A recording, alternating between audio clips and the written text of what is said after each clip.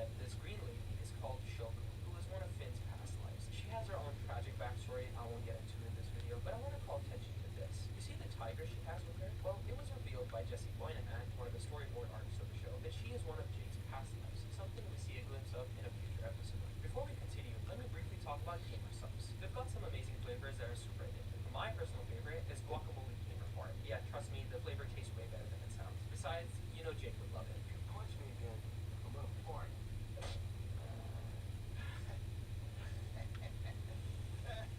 Use my code OILIAS to get 10% off your order, or you can use my link in the description down below. They've got free samples too. Let's get back to the video. In the season 6 premiere, I just want to briefly mention one important plot point. Prismo dies.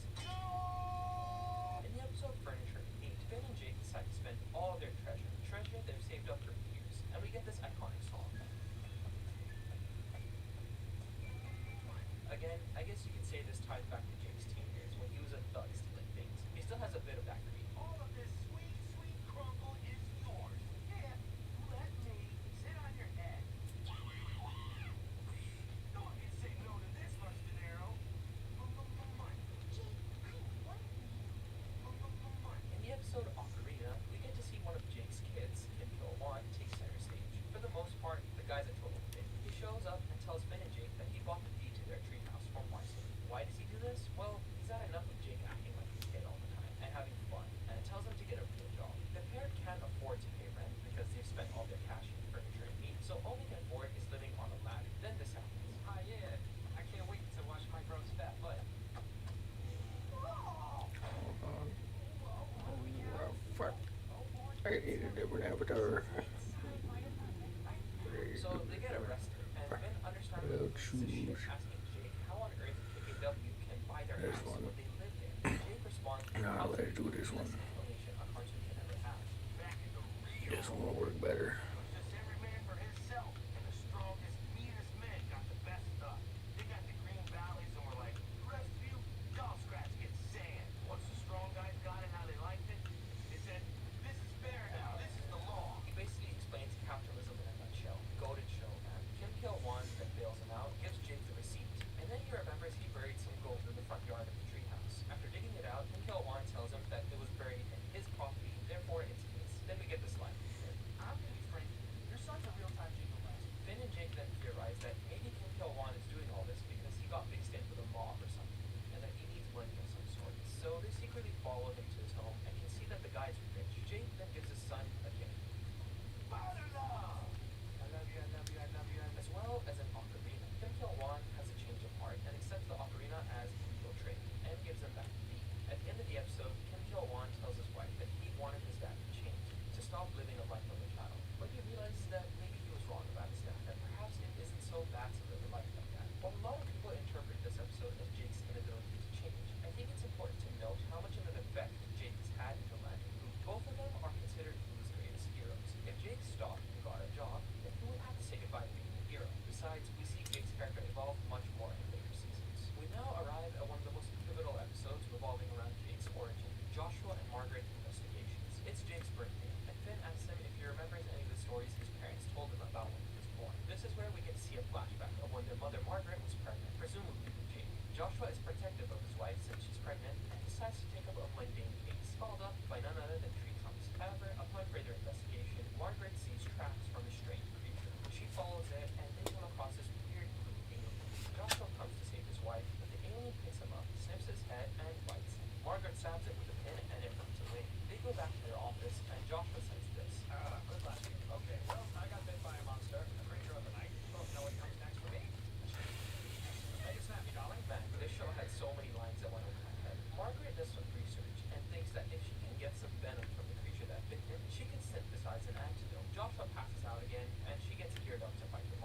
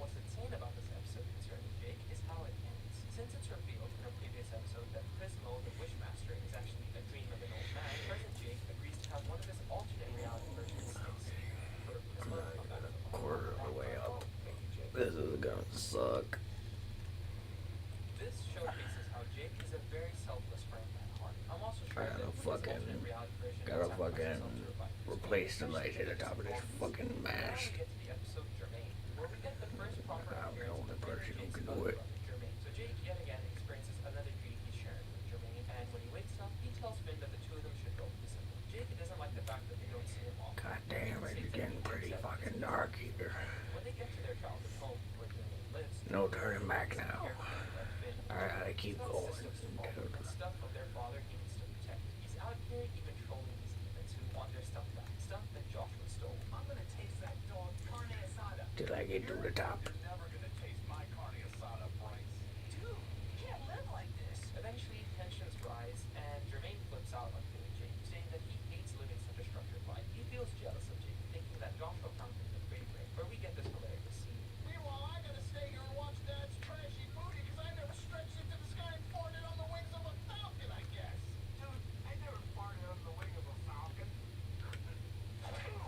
By the end, their childhood home goes up in flames because of the chaos that ensues, and Jake calms Jermaine down. Dad left us both. You could have left any time. I know! If you punch me again, I'm gonna fart. In the end, the brothers let us out. Now, I want to bring up one episode that only has Jake in it for a brief moment. In the episode Hoots, we get an episode dedicated to the cosmic owl and his daily life of entering dreams. He enters one of Finn's dreams, and we see this weird scene. Finn is standing with his father and Sweet Pea posing for a photo that is being taken by Jake. We also see this character who was unnamed in this episode, but we later find out about him in a future one. Just listen to this. Yeah, Lucas. Sounds like gibberish, right? Well, let's reverse it. Say goodbye. Okay, what kind of gravity falls cryptic ambiguity are we hearing? There are a few theories that relate to future episodes. One could be that Finn must say goodbye to his father in the season 6 finale. This is also where Jake finally experiences his pro dream that was foreshadowed back in season 3. I'll also bring up the episode Summer Showers, where we follow Viola, one of Jake's other kids, as she tries to become an actress. This is one of those episodes that shows how much of a proud father Jake is, being fully supportive of his daughter. Honestly, just a wholesome episode. We now arrive at the follow-up to Card Wars, with the season 7 episode called Daddy-Daughter Card Wars. Jake and his daughter Charlie head off to play in the Card Wars tournament. We see flashbacks of Jake's 20s when he was dating this other grandpa. He apparently always loses to this guy Grand Prix, who's actually just a chill dude. Jake, however, because of his competitive nature, always flipped his shit. But Jake now in the present wants to finally beat Grand Prix in the tournament, who's now dating his ex. They win the first game, but Charlie just laughs and leaves because it's just not her vibe. She's kind of laid back and into card events, and crudely dismisses and pitches her dad. So she goes back home and does a reading for herself. She sees various points in her life, including a time when she has a kid who she names Given. For most of her life, she's lost and lonely, but when she reaches her 80s, she feels content. She hugs her future self, and it isn't exactly clear what this means, but judging by what she says next, Oh no, I've been a total wand to my dad. I've gotta go help him. it just seems like she speedruns her character development. Meanwhile, Jake's out here using his stretchy powers to make it look like he's in a duo, and starts resorting to dirty tactics to win games. We see that his competitive nature keeps getting better and rising to the surface and infecting him with toxicity. Charlie then arrives and does this. Damn it. Oh, God. Be content. And supposedly, Jake's toxic competitive nature has been I completely can't destroyed. check that. This was the final match. Oh, hold on, I Jake can. and Charlie lose, but instead of losing his shit again, he shakes Grandpa's hand. The episode is just speedrunning the theme of growing up. In the episode Wheels, Jake hangs out with Kim Kilwan's daughter Bronwyn and hopes he can bond with his granddaughter. But instead, his motivation changes to trying to impress her friends. Again, further showcases that he's got his childish tendencies. Following the Islands miniseries where Finn meets his mother and other humans, we arrive at the episode 4, which foreshadows a bunch of events in the future. As they head back to Blue on their boat, I almost they're just left to fucking see lost people my and progress. clouds as we follow them. When they sleep, they all have pleasant dreams. Jake's consists of him meeting with his dad and also seeing Jermaine here, because as we've established, they have a new link. However, the cloud in the real world that was following them turns into an orb that begins to change the dreams into nightmares. Following some cryptic dream guests, we see Jake's mother bite him and drain him. She then turns into the Moon, one of the vampires Marceline slays in her miniseries. Since this has turned into a nightmare, it's only natural we'd see something like this, given that Jake is extremely scared of vampires. This could also represent something more, though. Technically, since Margaret isn't Jake's birth mother, her draining him of his blood could symbolize how he doesn't have her blood. We then see him old and wrinkly, calling out to his parents, but they just smile creepily. This could represent how they liked him about his birth. Then we see this shot. It's that blue monster who bit Joshua staring at him through a window. Jake's nightmare is mostly foreshadowing the episode Abstract and Jake Star Trail, where we learn more about his backstory. For the most part, though, Orb just foreshadows the elements of the series, where the land of Blue morphs into 4 different elements: candy, ice, fire, and slime. This all happened while Finn and Jake were off exploring the islands. So let's fast forward to the end of the miniseries. It turns out that Lumpy Space Princess is actually an anti-elemental, and she's able to reverse the changes of Blue, reverting everyone back to their original forms. Key point, original. Finn hears Jake calling out to him, but when he sees Jake, he looks completely different. He's blue and much taller. Although Finn is weirded out at first, he doesn't care and says to Jake, I was really scared when you left. "You're my best brother." It's a heartwarming end to the miniseries, but one of the important points to acknowledge is how Jake doesn't realize he looks different. He just says, You know, everything looks different after a long trip. this directly feeds into the next episode, titled Abstract. Although Finn in the previous episode accepted Jake's new form, he now seems to feel uneasy. He says that Jake keeps getting new powers, and that it may be a situation. Remo is scared shitless. Jake, on the other hand, keeps saying this. Same old Jake. Every time he denies it, or others around him don't think he's the original Jake, he mutates. And when Finn says this, same old Jake, you say so. Small mutation reverse. Later, Jake has an extremely creepy nightmare. He comes across these ancient worshippers who are praying to the statue. The statue then getting a transforms little into windy. the creature we saw in Joshua and Margaret investigations. He touches Jake, turning him blue, and he wakes up next to Jermaine because yet I again, don't have a Jermaine proper is harness for Jermaine this. is painting abstract art, which Jake doesn't seem to understand. Then he One asks good Jake to gust describe it, and a that fucking slip of the hand, and I'm plummeted into the representing how that ground. blue thing is actually his dad. Jermaine then says this to Jake. Your body looks like one of my paintings. And Jake says that this isn't just his dream body, it's how he looks in real life. When Jake wakes up, he tells Finn about his dream and tries to draw some pictures of it. He says, Jermaine was there too. The weird thing was that he was painting abstract art. so FYI, Jermaine hates abstract art. maybe he's just trying something new? It's not his nature. This is a reference to the episode 4, where he saw Jermaine painting landscapes. Jake refuses to accept that Jermaine is trying something different, and that change, no matter how big, can happen. Finn then asks him about his drawing, and you see that he's drawing a monster. Jake says, squiggle. He then leaves for that mountain he saw in the dream, where he comes across James too, where he says this. You look nothing like Jake, but I believe. Then Jake finds this body of water, who says, Wow, you guys don't look anything alike. We're practically twins. you guys get the point. Jake enters and finds Jermaine painting more abstract art. Jake seems to think that something drastic has happened to his brother, but Jermaine simply responds, I just changed a little. Jake begins denying that he's different, and he morphs into a larger creature. Jermaine comforts Jake, saying that he's painted so many landscapes that they began to lose meaning. The shapes began to break apart in his head, so he just painted them like that. And it's not like my new paintings erase my old paintings. They're both me. He then reveals that Joshua told Jermaine that Jake may go through some changes one day. He obviously failed to mention the truth of Jake's birth, but told Jermaine to be supportive, although he would have done that anyway. We then get one of the best scenes in Adventure Time. The shapes are always changing. Changing is their normal state, like us. Even if we're not changing on the outside, we're changing on the inside constantly. There's some stuff about me that I've been ignoring for a long time. I'm afraid of that stuff, but it's part of who I am. As long as I know the shape of my soul, I'll be alright. And now that Jake has finally accepted that the circumstances behind his birth may have been different, and that everyone, including himself, is capable of change, we see that he's reverted back to normal.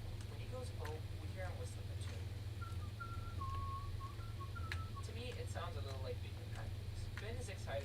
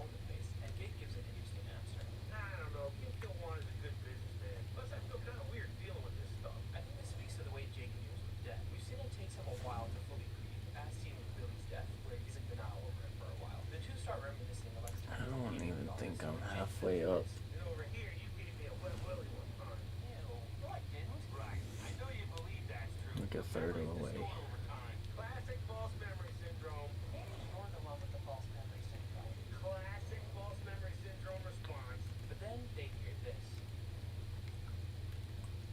Jake seems to think God damn, it's getting pretty damn windy up here. arrives at an empty bathroom. When they exit, they see that the living room has been rearranged. They start freaking out, and Finn states that perhaps it's a poltergeist. Then we see a cassette tape fall from the shelf, and Jake begins losing his mind. So Finn and Jake watch the cassette tape and see their parents documenting some strange paranormal activity. We're making this tape to document the strange phenomenon in our new office. Like this weird message spelled out in, applesauce.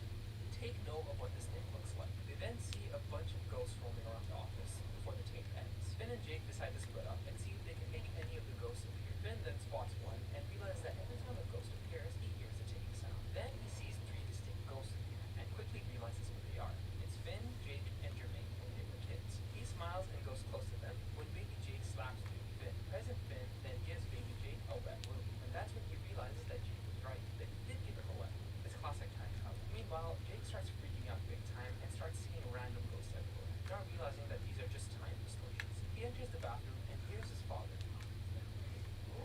Something's about to happen. Holy shit, that's a missing rung. While this is happening, we get this really important scene. Finn starts playing around with kid versions of themselves when he spots that blue monster through the window. It looks directly at baby Jake, and Finn tells it to piss off and to stop creeping on him. This is probably why Jake often has dreams of the monster spying on him. It's a subconscious memory of this. Also, going back to how Finn said he saw a ghost at the office once, he could be referring to himself. Jake comes back and starts freaking out about his supposed birth. That's so not how I was birthed. I'm no melon, baby. I'm a majestic fool, baby. I'm gonna go hog wild on the next ghost I see. And it turns out that what caused Kim Kill-1's employee to start spazzing out was Jake himself. Finn calms Jake down and tells him that there are no ghosts and that they're just time slips. They follow one of the apparitions to the attic and find this guy called Clockbear. He was one of the experiments this corrupted human doctor started when she entered. This was a precursor to the Island miniseries where Finn finds out more about humans. Oh yeah, we also saw Clockbear in that dream where Jake has that creepy reverse message. Anyways, Clockbear escaped, but now he's here and he looks broken. He falls and Finn starts unwinding his clock, and the time slips start getting absorbed back into Clockbear. As this is happening, Finn quickly goes downstairs and we see this.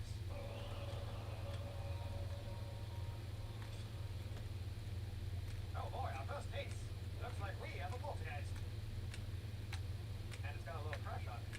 What a sassafras. Gotta get this on tape. Whoops. This is what we briefly saw on the tape. Finn finally got a chance to tell the people who raised him that he loved him. I just love a good time travel story. Jake then goes back to the alleyway where he was born and seems to accept the reality of things. Then, after several seasons of build-up, Jake finally sees the blue monster. It reaches out to turn Jake blue and says, "We have to leave." What now? Finn tells KKW that it was just Clockbear causing the ghost problem, and Kim Kill-1 asks if he had any money. This guy in his rent money, man. Hi. What's hi? And then Finn then sees a flash at the back of the building, only to see that Jake has disappeared, hidden behind a note that says "Beyond Me." Now, all I'm gonna say is the wait between this episode and the next involving Jake's storyline took fucking ages. Trust me, if you were there watching the show as it aired, you know how long the wait was between episodes, let alone the finale itself. Anyway, we now get to the episode Jake the Star Child, where we finally learn about the mysterious blue monster that's been following Jake ever since he was a kid. His name is Warren Anderson. I'm your alien biodad. They arrive at their home world, and he tells Jake that he traveled to Earth to implant his stretchy DNA in a suitable host. However, now he's dying because he used lost his powers to bring Jake here. Everyone on the planet knows Jake because, as Warren states, Because you're the most important person to have ever lived. it's also revealed that he's been watching Jake at all the important moments in his life. We see this with all these girls that have been painted. But there's one that hasn't happened yet, where Jake has to fight this tentacle monster called Ishtar. Warren tries to bond with Jake, despite saying, Oh, I wouldn't dream of asking. and gives Jake his belt while he wears this one. The next day, Warren gets Jake to stretch through this gate that houses the weapon that can destroy Ishtar. But we see that while Jake stretches, he seems to start becoming more weak, something that he wouldn't normally be. We also get a subtle callback to the season 2 episode The Limit, where Jake must stretch through the maze. He says, Actually, I'll do anything you guys want if you say my name 3 times. and in this episode, Jake too feels compelled to fight Jake when he hears his name get chanted 3 times. Damn, I'm pretty far up. After getting the weapon, he goes back to his room where we see him looking frail, kind of like Warren did when we first saw him. Later, Jake sees Warren, who's looking at his fresh new body. Jake begins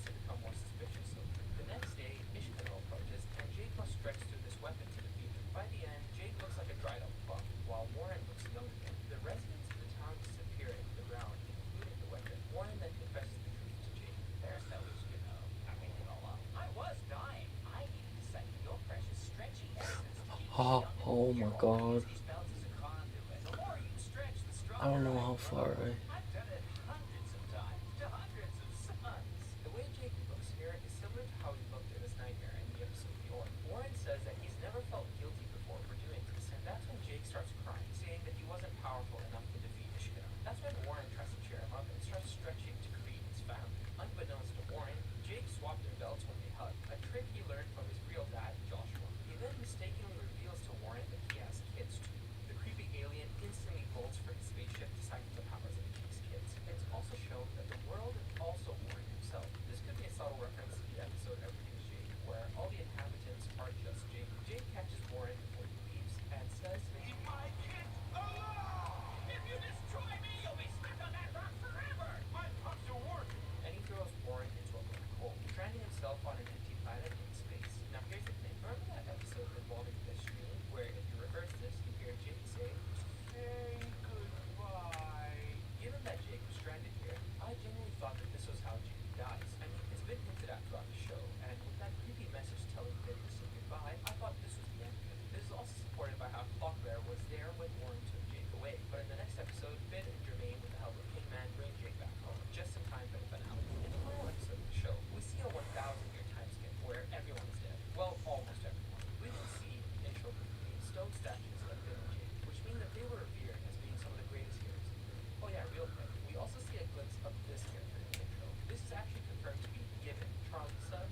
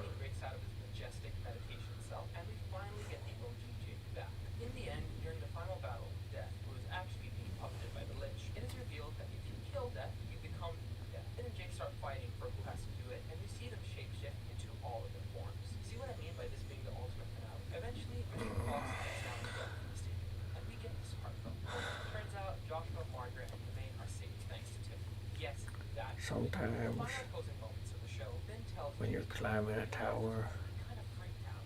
you just gotta say, Oh, come fuck on. it. You still have plenty of other things to live for, right? Yeah, but deep down, he just kept waiting for the day I'd find the secret. Unlike Finn, it seems like Jake did truly accept his death and was content with staying in the 50th Dead world. We've kind of always seen Jake being in touch with his spirituality, so it makes sense. And despite everything, Finn asks Mr. Fox, the new death, to send him back to be reincarnated into something else. Jake says his goodbye, telling Finn to live his